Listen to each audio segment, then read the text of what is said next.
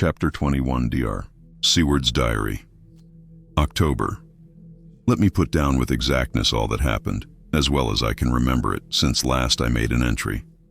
Not a detail that I can recall must be forgotten. In all calmness, I must proceed. When I came to Renfield's room, I found him lying on the floor on his left side in a glittering pool of blood. When I went to move him, it became at once apparent that he had received some terrible injuries. There seemed none of that unity of purpose between the parts of the body which marks even lethargic sanity. As the face was exposed, I could see that it was horribly bruised, as though it had been beaten against the floor. Indeed, it was from the face wounds that the pool of blood originated. The attendant who was kneeling beside the body said to me as we turned him over, "I think, sir, his back is broken. See, both his right arm and leg and the whole side of his face are paralyzed." How such a thing could have happened puzzled the attendant beyond measure. He seemed quite bewildered, and his brows were gathered in as he said, "I can't understand the two things." He could mark his face like that by beating his own head on the floor. I saw a young woman do it once at the Eversfield Asylum before anyone could lay hands on her, and I suppose he might have broke his neck by falling out of bed if he got in an awkward kink. But for the life of me, I can't imagine how the two things occurred. If his back was broke, he couldn't beat his head. And if his face was like that before the fall out of bed, there would be marks of it. I said to him, "Go to Dr. Van Helsing and ask him to kindly come here at once. I want him without an instant's delay." The man ran off, and within a few minutes the professor, in his dressing gown and slippers, appeared. When he saw Renfield on the ground, he looked keenly at him a moment, and then turned to me. I think he recognized my thought in my eyes, for he said very quietly, manifestly for the ears of the attendant, "Ah, a sad accident. He will need very careful watching and much attention." "I shall stay with you myself." "But I shall first dress myself. If you will remain, I shall in a few minutes join you." The patient was now breathing stertorously, and it was easy to see that he had suffered some terrible injury. Van Helsing returned with extraordinary celerity, bearing with him a surgical case. He had evidently been thinking and had his mind made up. For, almost before he looked at the patient, he whispered to me, "Send the attendant away. We must be alone with him when he becomes conscious after the operation." So I said, "I think that will do now, Simmons. We have done all that we can at present. You had better go your round, and Dr. Van Helsing will operate. Let me know instantly if there be anything unusual anywhere." The man withdrew, and we went into a strict examination of the patient. The wounds of the face was superficial. The real injury was a depressed fracture of the skull, extending right up through the motor area. The professor thought a moment and said, "We must reduce the pressure and get back to normal conditions as far as can be. The rapidity of the suffusion shows the terrible nature of his injury. The whole motor area seems affected. The suffusion of the brain will increase quickly, so we must trephine at once or it may be too late." As he was speaking, there was a soft tapping at the door. I went over and opened it and found in the corridor without Arthur and Quincy in pajamas and slippers. The former spoke. "I heard your man call up Dr. Van Helsing and tell him of an accident." So I woke Quincy, or rather called for him, as he was not asleep. Things are moving too quickly and too strangely for sound sleep for any of us these times. I've been thinking that tomorrow night we'll not see things as they have been. We'll have to look back and forward a little more than we have done. May we come in? I nodded and held the door open till they had entered. Then I closed it again. When Quincy saw the attitude and state of the patient and noted the horrible pool on the floor, he said softly, "My God, what has happened to him?" "Poor, poor devil," I told him briefly, and added that we expected he would recover consciousness after the operation, for a short time at all events. He went at once and sat down on the edge of the bed, with Godalming beside him. We all watched in patience. "We shall wait," said Van Helsing, "just long enough to fix the best spot for trephining, so that we may most quickly and perfectly remove the blood clot. For it is evident that the hemorrhage is increasing." The minutes during which we waited passed with fearful slowness.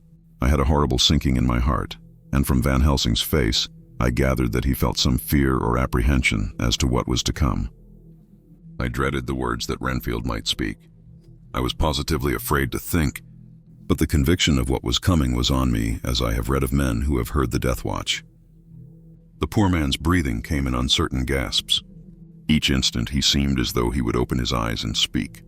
But then would follow a prolonged stertorous breath, and he would relapse into a more fixed insensibility.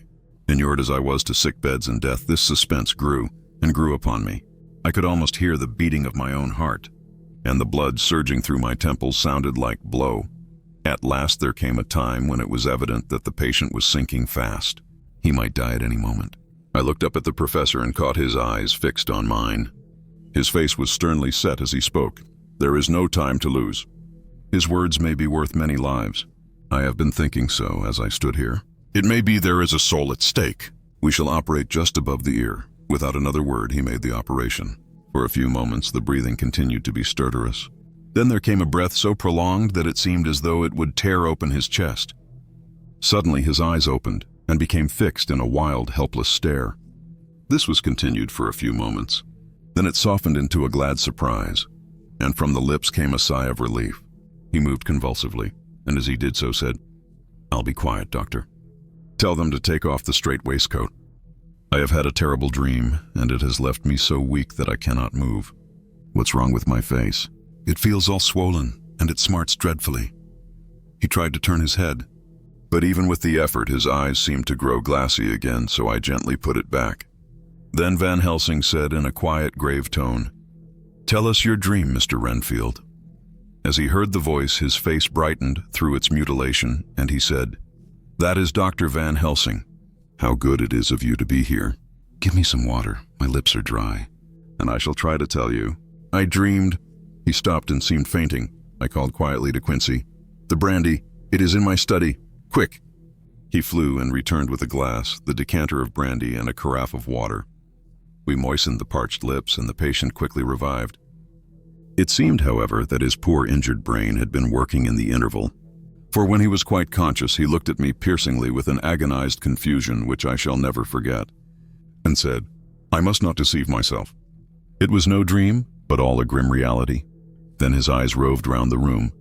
As they caught sight of the two figures sitting patiently on the edge of the bed, he went on, "If I were not sure already, I would know from them." For an instant his eyes closed, not with pain or sleep, but voluntarily, as though he were bringing all his faculties to bear. When he opened them, he said hurriedly, and with more energy than he had yet displayed, "Quick, doctor, quick. I am dying. I feel that I have but a few minutes, and then I must go back to death or worse." Wet my lips with brandy again. "I have something that I must say before I die." "Or before my poor crushed brain dies anyhow." "Thank you. It was that night after you left me, when I implored you to let me go away. I couldn't speak then, for I felt my tongue was tied. But I was as sane then, except in that way, as I am now. I was in an agony of despair for a long time after you left me. It seemed hours. Then there came a sudden peace to me. My brain seemed to become cool again, and I realized where I was. I heard the dogs bark behind our house, but not where he was." As he spoke, Van Helsing's eyes never blinked, but his hand came out and met mine and gripped it hard. He did not, however, betray himself. He nodded slightly and said, "Go on," in a low voice. Renfield proceeded. He came up to the window in the mist, as I had seen him often before. But he was solid then, not a ghost, and his eyes were fierce like a man's when angry. He was laughing with his red mouth. The sharp white teeth glinted in the moonlight when he turned to look back over the belt of trees to where the dogs were barking. I wouldn't ask him to come in at first, though I knew he wanted to, just as he had wanted all along. Then he began promising me things, not in words but by doing them. He was interrupted by a word from the professor, as if from a hammer. The silence finally became agonizing. I looked at my companions, one after another, and saw from their flushed faces and damp brows that they were enduring equal torture. There was a nervous suspense over us all, as though overhead some dread bell would peal out powerfully when we should least expect it. At last there came a time when it was evident that the patient was sinking fast. He might die at any moment. I looked up at the professor and caught his eyes fixed on mine. His face was sternly set as he spoke. "There is no time to lose. His words may be worth many lives. I have been thinking so as I stood here. It may be there is a soul at stake. We shall operate just above the ear." Without another word, he made the operation. For a few moments the breathing continued to be stertorous. Then there came a breath so prolonged that it seemed as though it would tear open his chest. Suddenly his eyes opened and became fixed in a wild, helpless stare, This was continued for a few moments. Then it softened into a glad surprise, and from the lips came a sigh of relief. He moved convulsively, and as he did so said, "I'll be quiet, Doctor.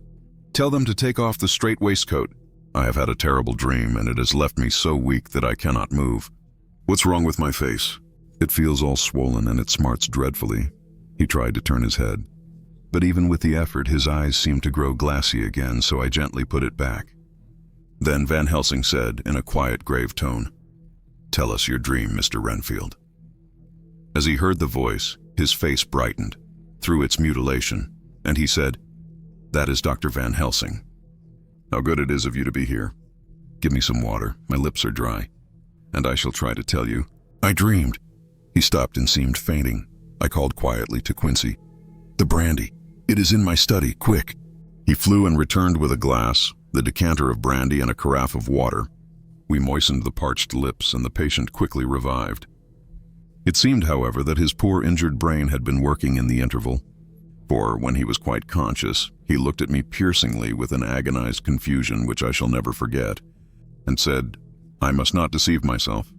It was no dream, but all a grim reality." Then his eyes roved round the room. As they caught sight of the two figures sitting patiently on the edge of the bed, he went on, "If I were not sure already, I would know from them." For an instant his eyes closed, not with pain or sleep, but voluntarily, as though he were bringing all his faculties to bear. When he opened them, he said hurriedly, and with more energy than he had yet displayed, "Quick, Doctor, quick. I am dying. I feel that I have but a few minutes, and then I must go back to death or worse." Wet my lips with brandy again. "I have something that I must say before I die, or before my poor crushed brain dies anyhow. Thank you. It was that night after you left me, when I implored you to let me go away. I couldn't speak then, for I felt my tongue was tied. But I was as sane then, except in that way, as I am now. I was in an agony of despair for a long time after you left me. It seemed hours. Then there came a sudden peace to me. My brain seemed to become cool again, and I realized where I was. I heard the dogs bark behind our house, but not where he was." As he spoke, Van Helsing's eyes never blinked, but his hand came out and met mine and gripped it hard. He did not, however, betray himself. He nodded slightly and said, "Go on," in a low voice. Renfield proceeded. He came up to the window in the mist, as I had seen him often before.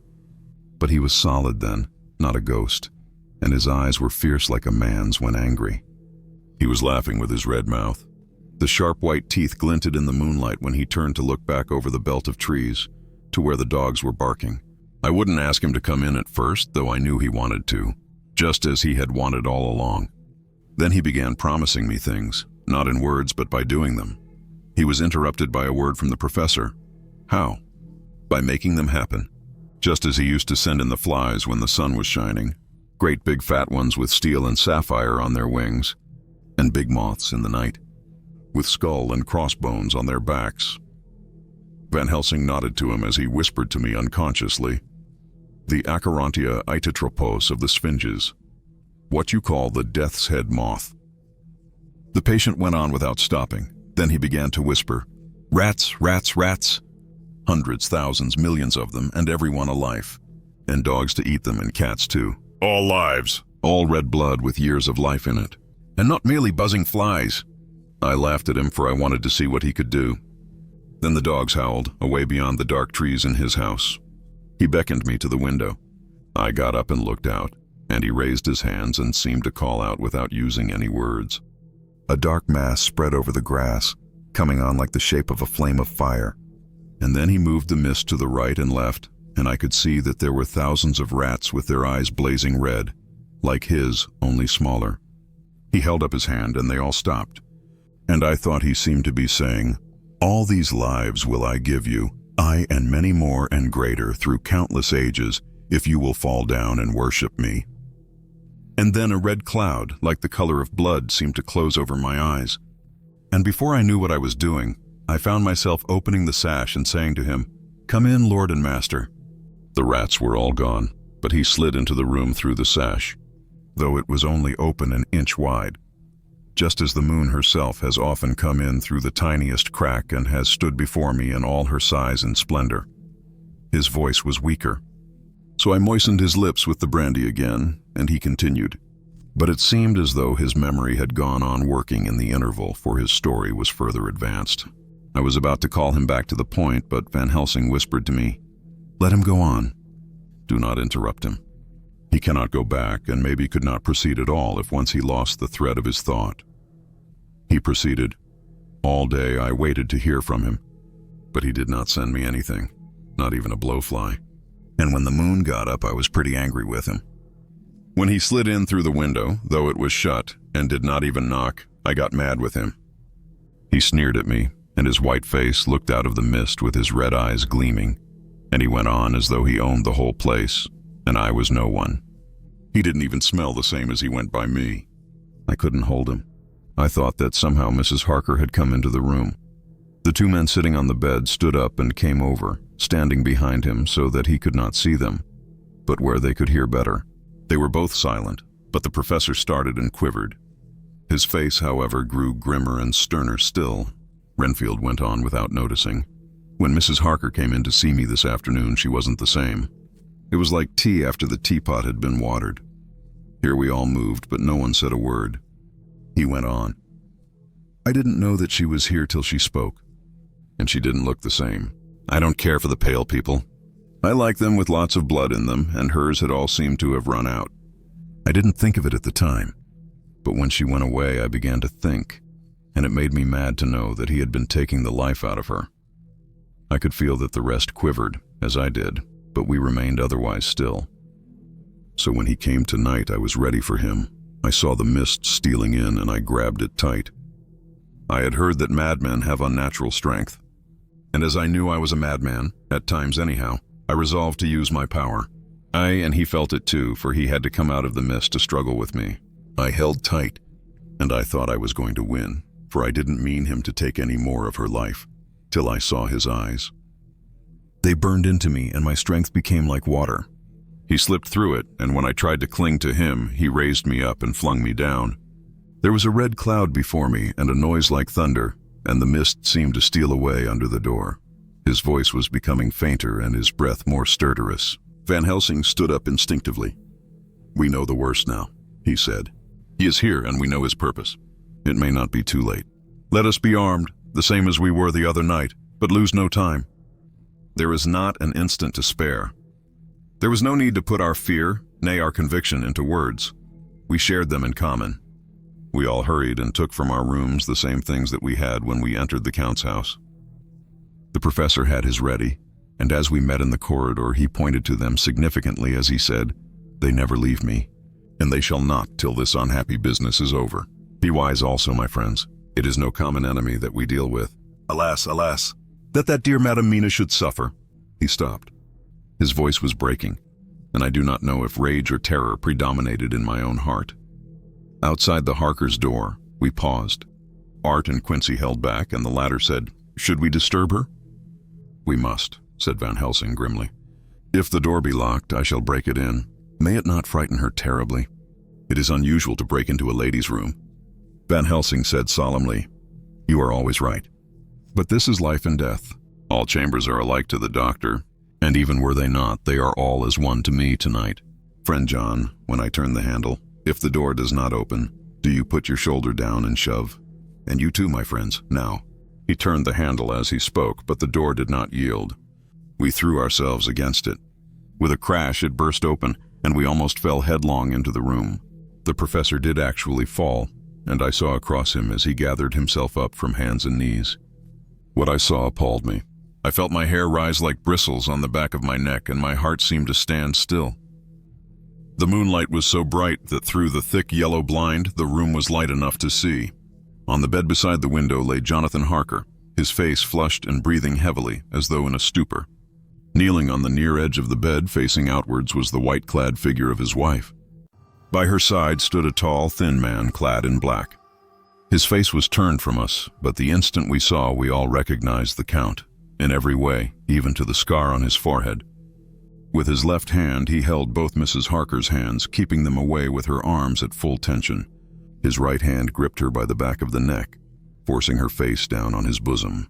Her white nightdress was smeared with blood, and a thin stream trickled down the man's bare breast, which was shown by his torn-open dress.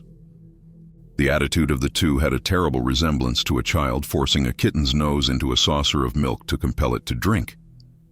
As we burst into the room, the Count turned his face, and the hellish look that I had heard described seemed to leap into it. His eyes flamed red with devilish passion. The great nostrils of the white aquiline nose opened wide and quivered at the edge, and the white sharp teeth behind the full lips of the blood-dripping mouth champed together like those of a wild beast. With a wrench which threw his victim back upon the bed as though hurled from a height, he turned and sprang at us. But by this time the professor had gained his feet, and was holding towards him the envelope which contained the sacred wafer. The Count suddenly stopped, just as poor Lucy had done outside the tomb, and cowered back. Further and further back he cowered, as we, lifting our crucifixes, advanced. The moonlight suddenly failed, as a great black cloud sailed across the sky, and when the gaslight sprang up under Quincy's match, we saw nothing but a faint vapor. This, as we looked, trailed under the door, which, with the recoil from its bursting open, had swung back to its old position. Van Helsing, Art, and I moved forward to Mrs. Harker, who by this time had drawn her breath and with it had given a scream so wild, so ear-piercing, so despairing that it seems to me now that it will ring in my ears till my dying day. For a few seconds she lay in her helpless attitude and disarray. Her face was ghastly, with a pallor which was accentuated by the blood which smeared her lips and cheeks and chin. From her throat trickled a thin stream of blood. Her eyes were mad with terror. Then she put before her face her poor crushed hands, which bore on their whiteness the red mark of the Count's terrible grip. And from behind them came a low, desolate wail, which made the terrible scream seem only the quick expression of an endless grief. Van Helsing stepped forward and drew the coverlet gently over her body, whilst Art, after looking at her face for an instant despairingly, ran out of the room. Van Helsing whispered to me, "Jonathan is in a stupor such as we know the vampire can produce. We can do nothing with poor Madame Mina for a few moments till she recovers herself. I must wake him." He dipped the end of a towel in cold water, and with it began to flick him on the face, his wife all the while holding her face between her hands and sobbing in a way that was heartbreaking to hear. I raised the blind and looked out of the window. There was much moonshine, and as I looked I could see Quincy Morris run across the lawn and hide himself in the shadow of a great yew tree. It puzzled me to think why he was doing this. But at the instant I heard Harker's quick exclamation as he woke to partial consciousness and turned to the bed. On his face, as there might well be, was a look of wild amazement. He seemed dazed for a few seconds, and then full consciousness seemed to burst upon him all at once, and he started up. His wife was aroused by the quick movement, and turned to him with her arms stretched out as though to embrace him. Instantly, however, she drew them in again, and putting her elbows together, held her hands before her face, and shuddered till the bed beneath her shook. "In God's name, what does this mean?" Harker cried out. "Dr. Seward, Dr. Van Helsing, what is it? What has happened? What is wrong? Mina, dear, what is it? What does that blood mean? My God, my God! Has it come to this?" And raising himself to his knees, he beat his hands wildly together. "Good God, help us! Help her! Oh, help her!" With a quick movement, he jumped from bed and began to pull on his clothes, all the man in him awake at the need for instant exertion. "What has happened? Tell me all about it," he cried without pausing. "Dr. Van Helsing, you love Mina, I know. Oh, do something to save her. It cannot have gone too far yet. Guard her while I look for him." His wife, through her terror and horror and distress, saw some sure danger to him. Instantly forgetting her own grief, she seized hold of him and cried out, "No! No, Jonathan, you must not leave me. I have suffered enough tonight, God knows, without the dread of his harming you. You must stay with me. Stay with these friends who will watch over you." Her expression became frantic as she spoke, and he yielding to her, she pulled him down, sitting on the bedside, and clung to him fiercely. Van Helsing and I tried to calm them both. The professor held up his little golden crucifix and said with wonderful calmness, "Do not fear, my dear. We are here, and whilst this is close to you, no foul thing can approach. You are safe for tonight, and we must be calm and take counsel together." She shuddered and was silent, holding down her head on her husband's breast. When she raised it, his white night robe was stained with blood where her lips had touched, and where the thin open wound in her neck had sent forth drops. The instant she saw it, she drew back with a low wail and whispered, amidst choking sobs, Unclean, unclean. I must touch him or kiss him no more. Oh, that it should be that it is I who am now his worst enemy, and whom he may have most cause to fear. To this he spoke out resolutely. Nonsense, Mina. It is a shame to me to hear such a word. I would not hear it of you, and I shall not hear it from you. May God judge me by my deserts and punish me with more bitter suffering than even this hour, if by any act or will of mine anything ever come between us. He put out his arms and folded her to his breast, and for a while she lay there sobbing. He looked at us over her bowed head with eyes that blinked damply above his quivering nostrils. His mouth was set as steel.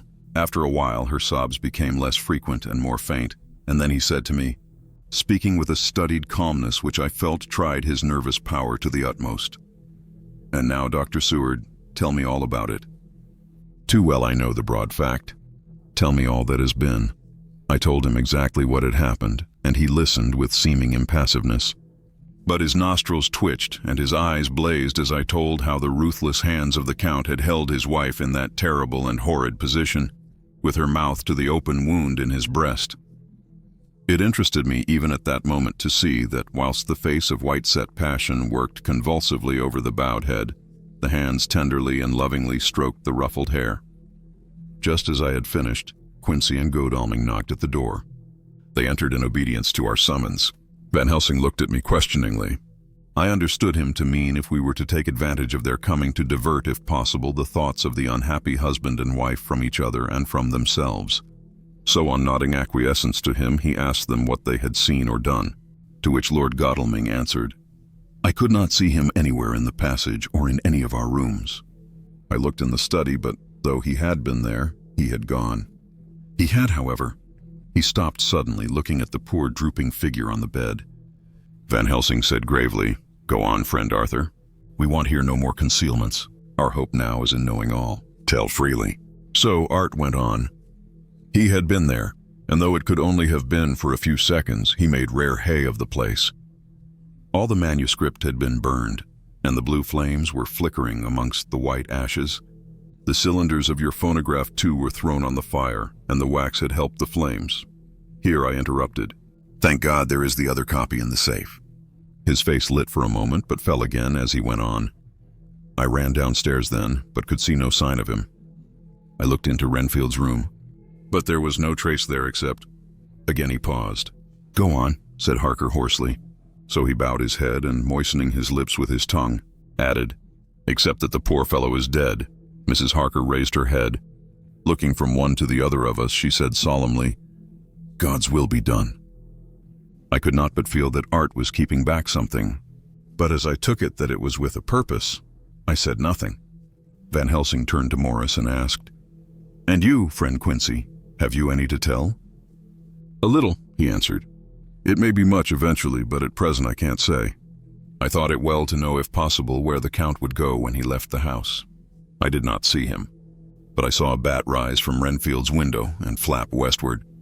I expected to see him in some shape go back to Carfax, but he evidently sought some other lair. He will not be back tonight, for the sky is reddening in the east and the dawn is close.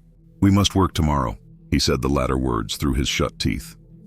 For a space of perhaps a couple of minutes there was silence, and I could fancy that I could hear the sound of our hearts beating.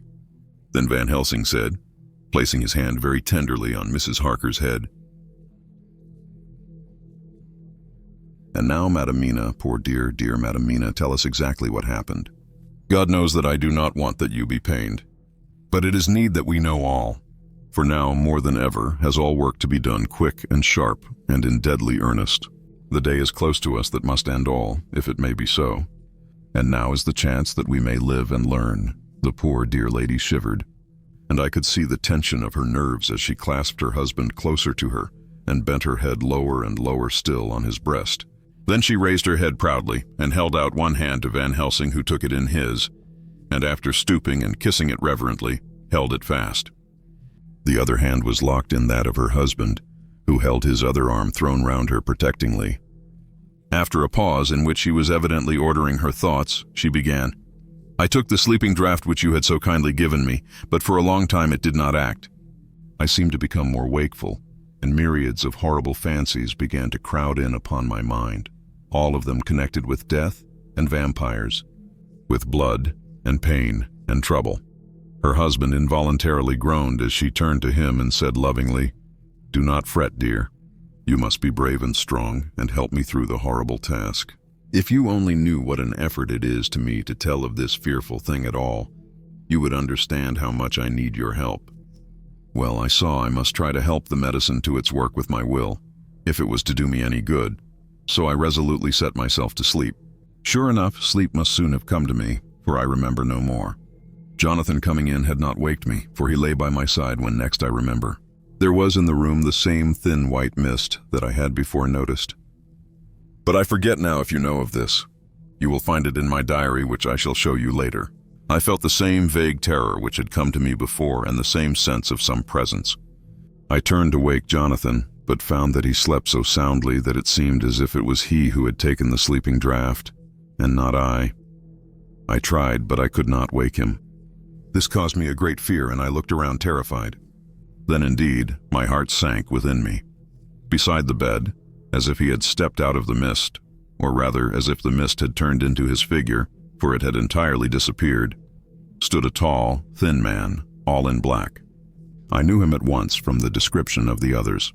The waxen face, the high aquiline nose on which the light fell in a thin white line, the parted red lips with the sharp white teeth showing between, and the red eyes that I had seemed to see in the sunset on the windows of St. Mary's Church at Whitby. I knew too the red scar on his forehead where Jonathan had struck him. For an instant my heart stood still, and I would have screamed out, only that I was paralyzed. In the pause he spoke in a sort of keen, cutting whisper, pointing as he spoke to Jonathan. "Silence. If you make a sound, I shall take him and dash his brains out before your very eyes." I was appalled and was too bewildered to do or say anything. With a mocking smile, he placed one hand upon my shoulder and, holding me tight, bared my throat with the other, saying as he did so, "First, a little refreshment to reward my exertions. You may as well be quiet. It is not the first time or the second that your veins have appeased my thirst." I was bewildered, and strangely enough, I did not want to hinder him. I suppose it is a part of the horrible curse that such is when his touch is on his victim. And oh my God, pity me. He placed his reeking lips upon my throat. Her husband groaned again. She clasped his hand harder and looked at him pityingly, as if he were the injured one, and went on. I felt my strength fading away, and I was in a half-swoon. How long this horrible thing lasted, I know not. But it seemed that a long time must have passed before he took his foul, awful, sneering mouth away. I saw it drip with the fresh blood. The remembrance seemed for a while to overpower her, and she drooped and would have sunk down but for her husband's sustaining arm. With a great effort she recovered herself and went on. Then he spoke to me mockingly. "And so you, like the others, would play your brains against mine. You would help these men to hunt me and frustrate me in my designs. You know now, and they know in part already, and will know in full before long, what it is to cross my path. They should have kept their energies for use closer to home. Whilst they played wits against me who commanded nations, and intrigued for them, and fought for them hundreds of years before they were born, I was countermining them. And you, their best beloved one, are now to me flesh of my flesh, blood of my blood, kin of my kin, my bountiful winepress for a while, and shall be later on my companion and my helper. You shall be avenged in turn, for not one of them but shall minister to your needs. But as yet you are to be punished for what you have done. You have aided in thwarting me. Now you shall come to my call. When my brain says come, to you, you shall cross land or sea to do my bidding. And to that end this." With that he pulled open his shirt, and with his long sharp nails opened a vein in his breast. When the blood began to spurt out, he took my hands in one of his, holding them tight, and with the other seized my neck and pressed my mouth to the wound, so that I must either suffocate or swallow some of the, oh my God, what have I done? What have I done to deserve such a fate? I who have tried to walk in meekness and righteousness all my days. God pity me. Look down on a poor soul in worse than mortal peril, and in mercy pity those to whom she is dear. Then she began to rub her lips as though to cleanse them from pollution. As she was telling her terrible story, the eastern sky began to quicken, and everything became more and more clear. Harker was still and quiet. But over his face, as the awful narrative went on, came a gray look which deepened and deepened in the morning light, till when the first red streak of the coming dawn shot up, the flesh stood darkly out against the whitening hair. We have arranged that one of us is to stay within call of the unhappy pair till we can meet together and arrange about taking action. Of this I am sure. The sun rises today on no more miserable house in all the great round of its daily course,